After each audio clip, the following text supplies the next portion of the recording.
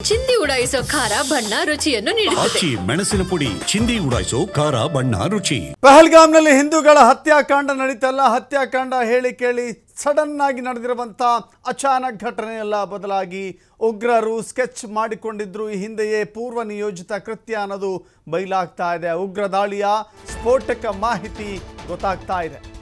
April 15ರಂದೇ ಪಹಲ್ಗಾಮ್ಗೆ ಬಂದಿದ್ರು ಉಗ್ರರು. April 15ಕ್ಕೆ ಬಂದು ಅಲ್ಲಿನ ವಾತಾವರಣವನ್ನು, ಅಲ್ಲಿರುವ ಸ್ಥಳಗಳ ಮಾಹಿತಿಯನ್ನು ಸಂಪೂರ್ಣವಾಗಿ ಖುದ್ದು ವೀಕ್ಷಿಸಿ ತೆರಳಿದ್ರು. ದಾಳಿಗೂ ಒಂದು ವಾರ ಮೊದಲೇ ಬಂದಿದ್ರು ಟೆರರಿಸ್ಟ್ಗಳು. ಭೀಕರ ದಾಳಿಗೆ 3 ಪ್ರವಾಸಿ ತಾಣಗಳನ್ನು ಟಾರ್ಗೆಟ್ ಮಾಡಿದ್ರು. 6 ಕಣಿವೆ, ಬೇತಾಬ್ ಕಣಿವೆ, ಪಹಲ್ಗಾಮ್, ಈ 3 ಪ್ರದೇಶಗಳನ್ನು ಟಾರ್ಗೆಟ್ ಮಾಡಿದ್ರು. ಭದ್ರತೆಯ ಹಿನ್ನೆಲೆ ಅರು ಬೇತಾಬ್ ಬಿಟ್ಟು ಪಹಲ್ಗಾಮ್ನಲ್ಲಿ ಭದ್ರತೆ ಇಲ್ಲ ಎನ್ನುವ ಕಾರಣಕ್ಕಾಗಿ ಪಹಲ್ಗಾಮನ್ನೇ ಆಯ್ಕೆ ಮಾಡಿಕೊಂಡಿದ್ರು. ಭೀಕರ ಕೃತ್ಯಕ್ಕೆ ಉಗ್ರರು ಸ್ಕೆಚ್ ರೆಡಿ ಮಾಡಿಕೊಂಡಿದ್ರು. 4 ಸ್ಥಳೀಯರ ಸಹಕಾರ ಕೂಡ ಅವರಿಗೆ ಸಿಕ್ಕಿತ್ತು. 2 ಬಂಧಿತ ಸ್ಥಳೀಯರ ವಿಚಾರಣೆಯಲ್ಲಿ ಈ ಸ್ಫೋಟಕ ಮಾಹಿತಿ ಗೊತ್ತಾಗ್ತಾ ಇದೆ. ಪಹಲ್ಗಾಮ್ನ ಹತ್ಯಾಕಾಂಡದ ವಿಚಾರಣೆಯನ್ನು ರಾಷ್ಟ್ರೀಯ ತನಿಖಾ ದಳ ನಡೆಸ್ತಾ ಇದೆ. ರಾಷ್ಟ್ರೀಯ ತನಿಖಾ ದಳ ಈಗಾಗಲೇ ಇಬ್ಬರನ್ನು ಬಂಧಿಸಿದೆ, ವಿಚಾರಣೆಗೊಳಪಡಿಸಿದೆ.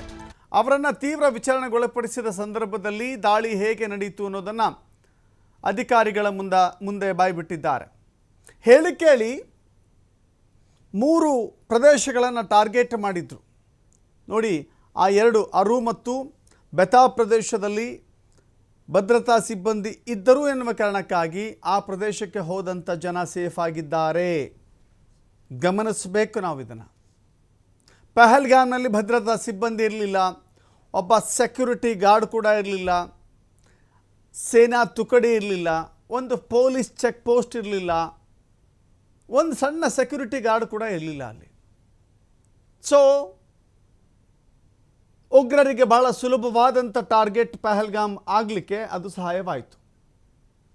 ಜೊತೆಗೆ 2 ಅಲ್ಲಿ ಸ್ಥಳೀಯರು ಕೂಡ ಸಹಕಾರ ಕೊಟ್ಟಿದ್ದಾರೆ. ಸ್ಥಳೀಯರ ಸಹಕಾರವೇ ಉಗ್ರ ದಾಳಿಗೆ ಬಹಳ ದೊಡ್ಡ ಕಾರಣ ಅಂತ ಹೇಳಿದ್ರು ಕೂಡ ತಪ್ಪಾಗೋದಿಲ್ಲ.